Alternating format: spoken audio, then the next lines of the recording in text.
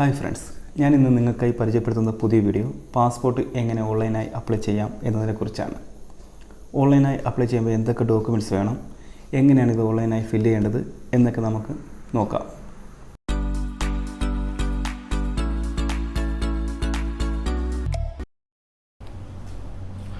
ആദ്യം Google open ചെയ്ത് passport സേവ എന്ന് സെർച്ച് ചെയ്യുക.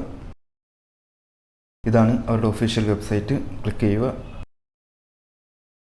നമ്മളൊരു പുതിയ യൂസർ ആയതുകൊണ്ട് ന്യൂ യൂസർ രജിസ്ട്രേഷൻ എന്ന ബട്ടണിൽ ക്ലിക്ക് ചെയ്യുക.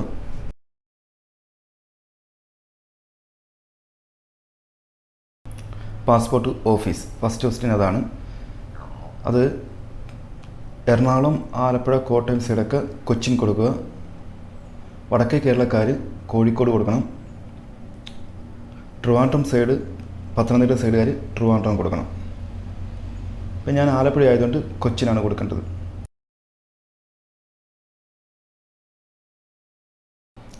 അതിനുശേഷം ഫസ്റ്റ് നെയിം കൊടുക്കുക.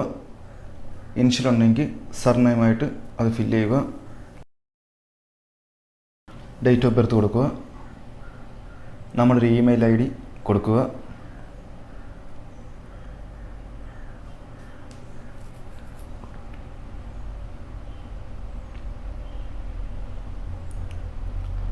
നമുക്ക് പാസ്പോർട്ടിൽ ലോഗിൻ ചെയ്യാൻ വേണ്ടി ആ ഇമെയിൽ ID തന്നെ കൊടുത്താൽ മതിയോ, അല്ലെങ്കിൽ നമുക്ക് വേറെ സെപ്പറേറ്റ് പേര് കൊടുക്കണമെന്നുള്ളതാണ്. ഞാൻ സെപ്പറേറ്റ് ഒരു പേര് കൊടുക്കുകയാണ്.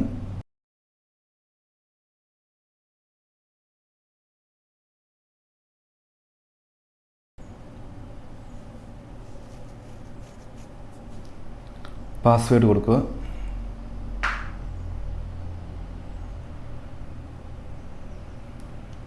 ഒരു ഹിൻഡ് ക്വസ്റ്റ്യൻ ചോദിക്കുന്നുണ്ട്. നമ്മൾ പാസ്വേഡിൽ മറന്നുപോയി കഴിഞ്ഞാൽ റീസെറ്റ് ചെയ്യാൻ വേണ്ടിയാണ്. പെട്ടെന്ന് ഓർക്കുന്ന തരത്തിലുള്ള ഒരു ഹിൻഡ് ക്വസ്റ്റ്യൻ കൊടുക്കാറുള്ളൂ നമ്മൾ.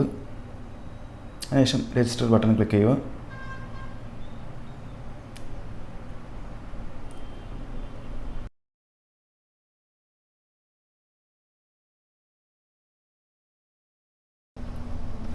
ഇപ്പം നമ്മൾ പാസ്പോർട്ട് രജിസ്ട്രേഷൻ ചെയ്ത സമയത്ത് കൊടുത്തിരുന്ന ഇമെയിൽ IDയിലേക്ക് ഒരു ആക്ടിവേഷൻ ലിങ്ക് വന്നിരിക്കും. അത് ക്ലിക്ക് ചെയ്യുക.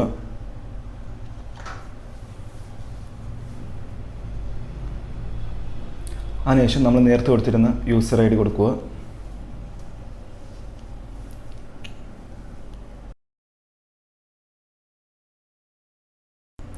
ഇപ്പം നമ്മുടെ രജിസ്ട്രേഷൻ പൂർത്തിയായിട്ടുണ്ട്. ഇനി ലോഗിൻ ചെയ്യുക.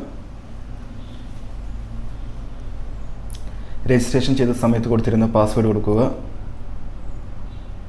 ക്യാപ്ച കോഡ് അടിക്കുക.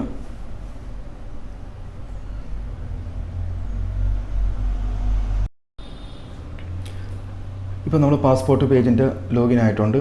അതിനകത്ത് അപ്ലൈ ഫോർ ഫ്രഷ് പാസ്പോർട്ട് എന്നൊരു ബട്ടൺ ഉണ്ട്. അതിൽ ക്ലിക്ക് ചെയ്യുക.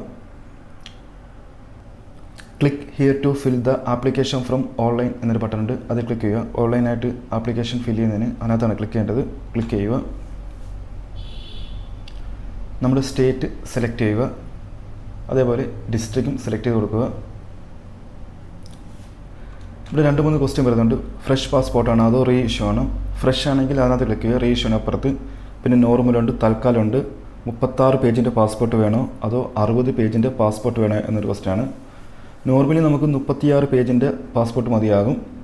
ഒരുപാട് യാത്രകൾ നടത്തുന്നവർക്കാണ് 60 പേജിൻ്റെ വരുന്നത്. തൽക്കാലം എന്ന് പറയുന്നത് വളരെ വേഗം പാസ്പോർട്ട് കിട്ടാനുള്ള ഒരു ഓപ്ഷനാണ്. 1-2 ദിവസത്തിനുള്ളിൽ പാസ്പോർട്ട് കിട്ടുന്നതാണ്. അതിന് എക്സ്ട്രാ ആയിട്ട് 2000 രൂപ കൊടുക്കേണ്ടി വരും. നോർമലാണെങ്കിൽ 1500 രൂപ കൊടുത്ത് വെച്ചാൽ മതിയാകും. അതൊരു 10 ദിവസത്തിനുള്ളിൽ നമുക്ക് പാസ്പോർട്ട് കിട്ടും. ഇപ്പം നമുക്ക് ആദ്യം നമ്മുടെ പേരാണ് കൊടുക്കേണ്ടത്. ഗിവൻ നെയിം, പേര് മാത്രം. അതിനുശേഷം നമുക്ക് ഇനിഷ്യൽ ഉണ്ടെങ്കിൽ അതിൻ്റെ എക്സ്പാൻഷൻ കൊടുക്കണം സർനെയിമായിട്ട്.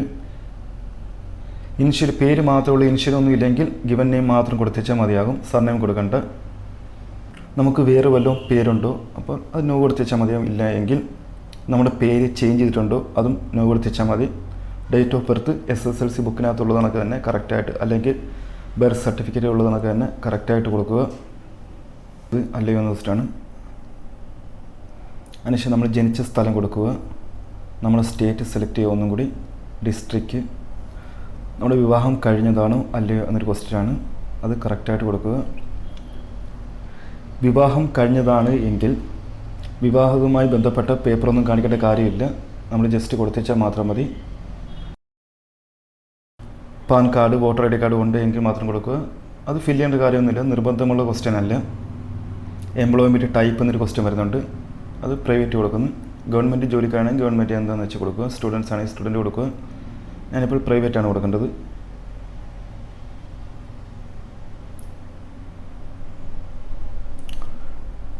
നമ്മുടെ പേരൻറ്റ് ഗവൺമെൻറ് സർവൻറ്റിൽ പെട്ടതാണ് അല്ല, നോ കൊടുക്കുന്നു.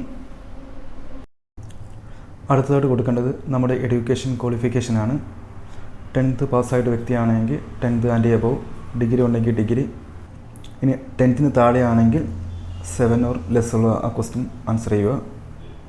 ഇനി ആധാർ നമ്പർ എൻ്റർ ചെയ്യണം. അതിനുശേഷം സേവ് ചെയ്തിട്ട് നെക്സ്റ്റ് അടിച്ചു പോവുക. ഈ ഏരിയയിലാണ് പേഴ്സണൽ ഡീറ്റെയിൽസ് കൊടുക്കേണ്ടത്. ആദ്യം ഫാദർ നെയിം കൊടുക്കുക, അതിനുശേഷം മദർ നെയിം കൊടുക്കുക. പിന്നീട് മാരേജ് കഴിഞ്ഞ വ്യക്തിയാണെങ്കിൽ ഭാര്യയുടെ ഭർത്താവിൻ്റെ പേര് കൊടുക്കണം. അതിനുശേഷം നെക്സ്റ്റ് അടിച്ച് പോവുക. അടുത്ത് വരുന്നത് നമ്മുടെ അഡ്രസ്സ് കൊടുക്കുന്ന പേജാണ്. ആദ്യത്തെ ക്വസ്റ്റ്യൻ നമ്മൾ ഔട്ട് ഓഫ് ഇന്ത്യ ആണോ എന്നാണ്, അത് നോ കൊടുക്കുക. അതിനുശേഷം വീട്ടുപേര് കൊടുക്കുക, വില്ലേജ്, സ്റ്റേറ്റ്, ഡിസ്ട്രിക്റ്റ്, നമ്മുടെ പോലീസ് സ്റ്റേഷൻ ഏതാണെന്ന് വെച്ചാൽ അത് കൊടുക്കുക. പിൻകോഡ് കൊടുക്കുക. മൊബൈൽ നമ്പർ എൻ്റർ ചെയ്യണം. ടെലിഫോൺ നമ്പർ ചോദിക്കുന്നുണ്ട്, അത് നിർബന്ധമുള്ള ക്വസ്റ്റ്യൻ അല്ല. അതിനുശേഷം ഇമെയിൽ ഐ ഡി ചോദിക്കുന്നുണ്ട്, അത് കൊടുക്കേണ്ടതാണ്, നിർബന്ധമായിട്ടും കൊടുക്കേണ്ടതാണ്. പിന്നെ പെർമനൻറ്റ് അഡ്രസ്സും കമ്മ്യൂണിക്കേഷൻ അഡ്രസ്സും ഒന്ന് തന്നെയാണെങ്കിൽ ആ എസ് കൊടുത്ത് നെക്സ്റ്റ് അടിച്ച് പോവുക. അടുത്ത പേജിൽ എൻ്റർ ചെയ്യേണ്ടത് പേരും മൊബൈൽ നമ്പരും ഇമെയിൽ ഐ ഡിയാണ്. അവർക്ക് എന്തെങ്കിലും സാഹചര്യത്തിൽ നമ്മളെ എമർജൻസി ആയിട്ട് കോൺടാക്റ്റ് ചെയ്യണമെങ്കിൽ ഉള്ളതാണ്. അത് കാരണം വിളിച്ചാൽ കിട്ടുന്ന മൊബൈൽ നമ്പർ ആയിരിക്കണം കൊടുക്കേണ്ടത്. ഈ മൊബൈലിലേക്കായിരിക്കും പോലീസുകാർ വെരിഫിക്കേഷനൊക്കെ വിളിക്കുന്നത്. അടുത്ത പേജിൽ വരുന്ന ക്വസ്റ്റ്യൻസിനൊക്കെ നോ ആൻസറാണ് ഏകദേശം കൊടുക്കേണ്ടത്. നമുക്ക് ഡിപ്ലോമാറ്റിക് പാസ്പോർട്ട് ഉണ്ടോ, അല്ലെങ്കിൽ ഇതിനു മുമ്പ് പാസ്പോർട്ട് അപ്ലൈ ചെയ്തിട്ട് നമുക്ക് കിട്ടിയിട്ടില്ലേ, അങ്ങനെയുള്ള കുറച്ച് ക്വസ്റ്റ്യൻസാണ്. അത് നോ കൊടുത്തതിന് ശേഷം നെക്സ്റ്റ് അടിച്ച് പോവുക. ഇനി അടുത്ത പേജിൽ വരുന്ന ക്വസ്റ്റ്യൻസ് ആണെങ്കിൽ നമുക്ക് ഏതെങ്കിലും ക്രിമിനൽ കേസുമായി ബന്ധമുണ്ടോ, അതേതെങ്കിലും ക്രിമിനൽ കേസ് കോടതിയിൽ നടക്കുന്നുണ്ടോ, അങ്ങനെയുള്ള കുറച്ച് ക്വസ്റ്റ്യൻസും കാര്യങ്ങളൊക്കെയാണ്. അത് വന്ന് വായിച്ച് നോക്കിയ ശേഷം യെസ്സോ നോയോ കൊടുക്കുക.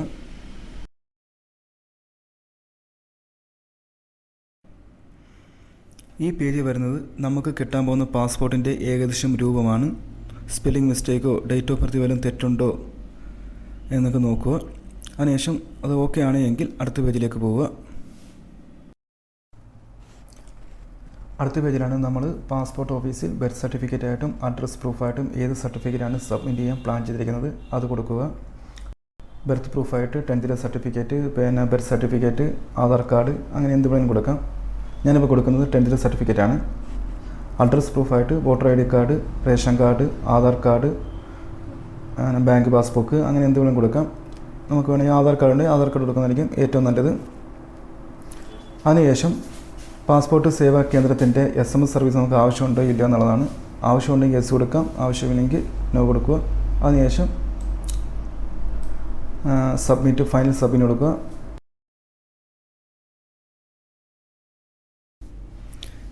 ഇനിയാണ് പേയ്മെൻറ്റ് ചെയ്യേണ്ടത്. നമുക്ക് 2 ഓപ്ഷൻ ഉണ്ട്. ഓൺലൈൻ പേയ്മെൻറ്റും ഉണ്ട്, നമുക്ക് SBIയുടെ ചെല്ലാൻ വഴിയുള്ള പേയ്മെൻറ്റും ഉണ്ട്.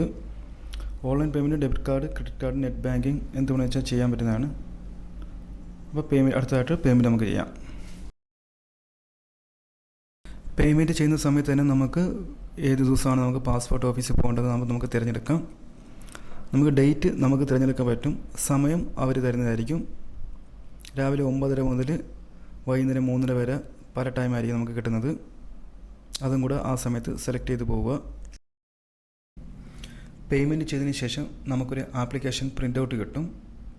അത് ഡൗൺലോഡ് ചെയ്ത് പ്രിൻ്റ് ചെയ്ത് അതിൻ്റെ കോപ്പിയും നമ്മൾ ഏതെല്ലാം സർട്ടിഫിക്കറ്റാണ് നേരത്തെ അഡ്രസ് പ്രൂഫായിട്ടും ഏജ് പ്രൂഫായിട്ടും കൊടുത്തിരിക്കുന്നത് അതിൻ്റെയൊക്കെ ഒറിജിനൽ ഡോക്യുമെൻറ്റ്സുമായിട്ട് പാസ്പോർട്ട് ഓഫീസിൽ കൃത്യസമയത്തിന് ചെല്ലുക. പാസ്പോർട്ട് ഓൺലൈൻ ചെയ്യുന്നതുമായി ബന്ധപ്പെട്ട് എന്തെങ്കിലും സംശയം ഉണ്ടെങ്കിൽ കമൻറ്റ് ചെയ്യുക, റിപ്ലൈ തരുന്നതായിരിക്കും. നിങ്ങൾക്ക് ഈ വീഡിയോ ഇഷ്ടപ്പെട്ടുവെങ്കിൽ ലൈക്ക് ചെയ്യുക. ഇതുവരെ എൻ്റെ ചാനൽ സബ്സ്ക്രൈബ് ചെയ്തിട്ടില്ലെങ്കിൽ സബ്സ്ക്രൈബ് ചെയ്യുക.